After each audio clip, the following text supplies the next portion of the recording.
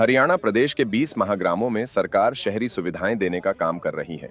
ये कहना है हरियाणा के पंचायत विकास मंत्री कृष्ण लाल पंवार का।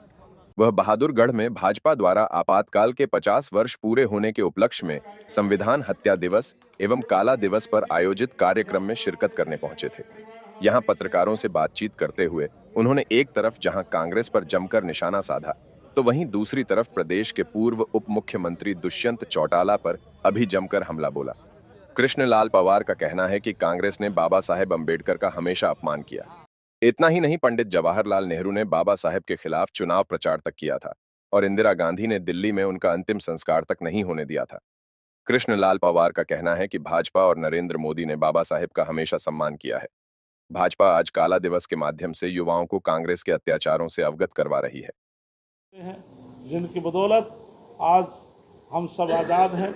इसलिए आज का दिन जो काला दिवस के दिवस में पूरा देश मना रहा है और कांग्रेस पार्टी ने उस टाइम जो अत्याचार किए, हम आने वाली जो हमारी युवा पीढ़ी है हम उनको बताते हैं, बताना पड़ेगा कि उस समय इन इतने संघर्ष के साथ आज हम आज़ाद हैं। कांग्रेस पार्टी ने अत्याचार किए थे।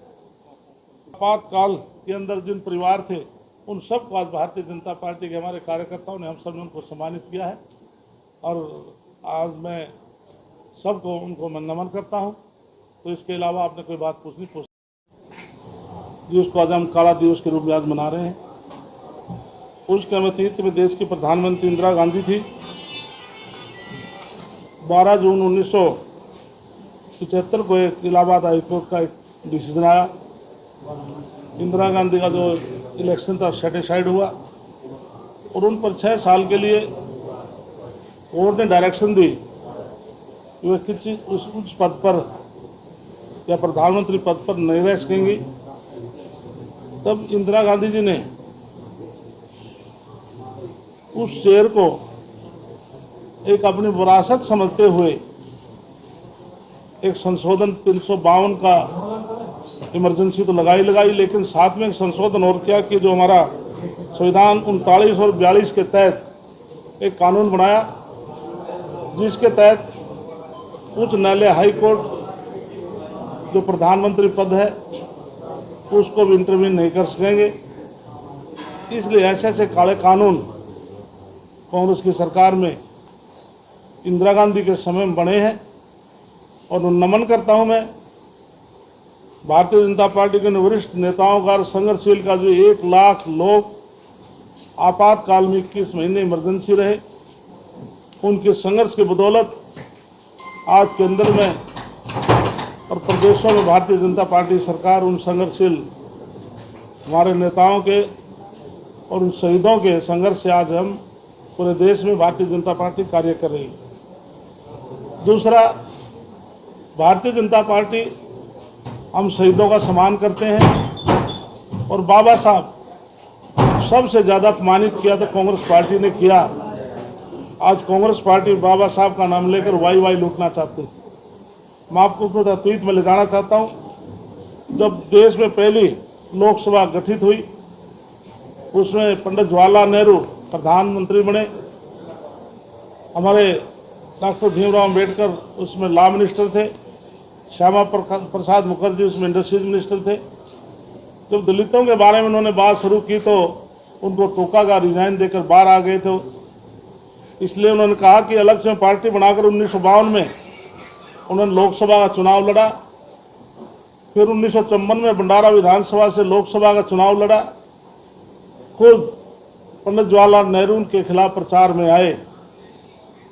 इसके अलावा यदि कांग्रेस पार्टी इतनी हितैषी हमारे बाबा साहब की थी, संविधान आज उनके बनाए मुताबिक आज देश चल रहा है, तो उनको भारत रत्न नहीं मिलना चाहिए था।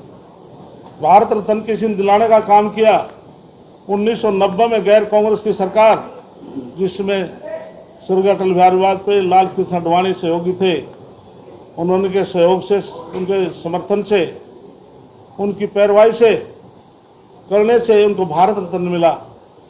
इसके बाद 26 अलीपुर रोड जहाँ दिल्ली बाबा साहब रहते थे उनका निधन हो जाता था। प्रधानमंत्री इंदिरा गांधी थी, उनका संस्कार दिल्ली में नहीं होने दिया। चैत्य भूमि दिल्ली बॉम्बे में जाकर उनका संस्कार किया था। 14 अप्रैल उनका जन्म दिवस है। राष्ट्रीय स्तर पर अवकाश कांग्रेस पार्टी ने नहीं किया कि 2014 में जो प्रधानमंत्री नरेंद्र मोदी आए, 2015 में राष्ट्रीय स्तर का अवकाश नरेंद्र मोदी जी ने किया था। गणतंत्र दिवस को हम बहुत धूमधाम से मनाते हैं। क्या उनकी झांकी उस बेड़े में शामिल नहीं होनी थी 2016 में?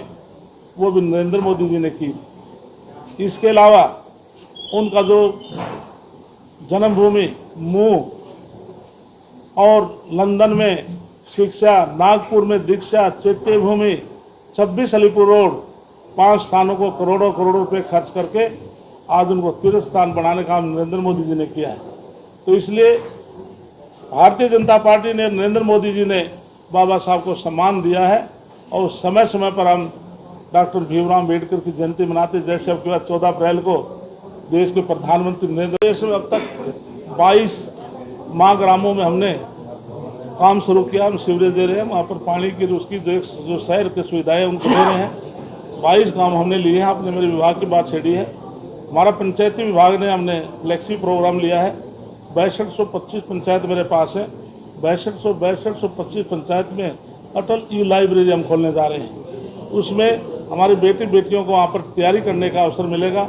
हुड्डा के 10 साल के राज में 86,000 नौकरियाँ मिली थी, पर्ची और खर्ची से मिली थी। लेकिन हमारी सरकार में बगैर पर्ची बगैर खर्ची के 2.25 लाख नौकरी हमने दी हैं। इसके अलावा हम हर गांव में महिला सांस्कृतिक केंद्र खोलने जा रहे हैं, जिसमें महिलाएं उस स्थान पर बैठकर भजन कीर्तन कर सकेंगी। हर गांव में हम इंडोर जिम खोलने जा रहे हैं। 250 गांव के अंदर हमने खोल भी दी और 1407 गाँव में हमने फिरनी पक्की करके स्ट्रीट लाइट लगाई हैं।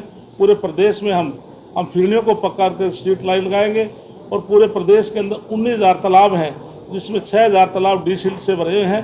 मैंने 2200 तालाबों को उनका सुधारीकरण के लिए पहले फर्स्ट फेज में लिया है और पूरे प्रदेश में जो शमशान घाट है, कब्रिस्तान है, उनकी 4 दीवारी रास्ते को पक्का करेंगे, पीना पानी प्रबंध करेंगे, शेड बनवाएंगे। और इसके अलावा पूरे प्रदेश में हमारे जो किसान भाई हैं उनको किसी प्रकार की असुविधा ना हो।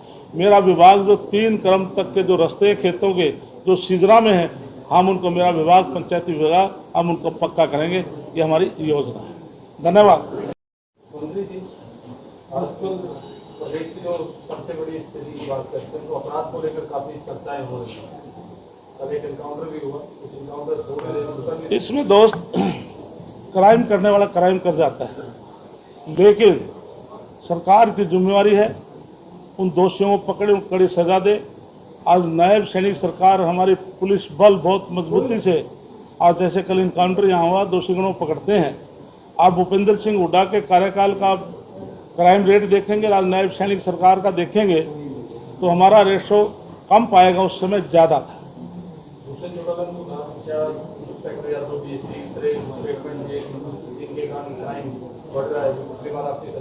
जुमा केवल 8-7 महीने हुए हैं, उससे पहले वो भी सरकार में शामिल थे। तो 8-7 महीने के बाद आज इस प्रकार के बयानबाजी करना वो अपने अंदर तो जहाँ कर देख सकते हैं, क्योंकि पहले सरकार में 5 साल वो उप मुख्यमंत्री के पद पर रहे हैं। बिजली के रेट बढ़े हैं, इसके लिए आप पूरे हिंदुस्तान के, मैं 15 साल तक का कह सकता हूँ, 15 साल में हरियाणा प्रदेश ऐसा प्रदेश है जिसने बिजली के रेट नहीं बढ़ाए। अभी कैबिनेट हुई थी, आज पूरे हरियाणा प्रदेश में 95% गांव में 24 घंटे बिजली, हमारा गांव जगमग गांव के तहत आज हरियाणा प्रदेश दे रहा है। और कांग्रेस के राज में केवल 5 घंटे 4 घंटे मिलती थी, घंटा 2 घंटा एग्रीकल्चर को मिलती थी, 8 घंटे इंडस्ट्रीज को मिलती थी। आज चाहे इंडस्ट्रीज है, चाहे हमारा डोमेस्टिक सप्लाई है, हम 24 घंटे बिजली दे रहे हैं। और हम आज एक सुविधा भी दे रहे हैं, जिस प्रकार से हमारे किसान भाई हैं हरियाणा प्रदेश में डेरा ढाणी में ज़्यादा रहते हैं, जो लाल डोरा के 1 किलोमीटर के रेडियस में है, हम पहले उनको 8 घंटे सप्लाई मिलती थी, अब हमने 24 घंटे सप्लाई दे रहे हैं। इससे बढ़ाकर नायब सैनिक ने कर दिया कि जो 5 किलोमीटर तक भी किसी लाल डोरे से बाहर जो किसी किसान का जो डेरा है, पहले हम 11 जो जहाँ पर मकान होते से 1 यूनिट मानते थे, आज हमने कहा कि एक किसान है, उसके 2 बेटे हैं तो 11 घर क्यों बनाएगा, एक डेरे के ऊपर 11 व्यक्ति हैं तो उसको 1 यूनिट मानना है। हम वहाँ पर 24 घंटे बिजली दे रहे हैं।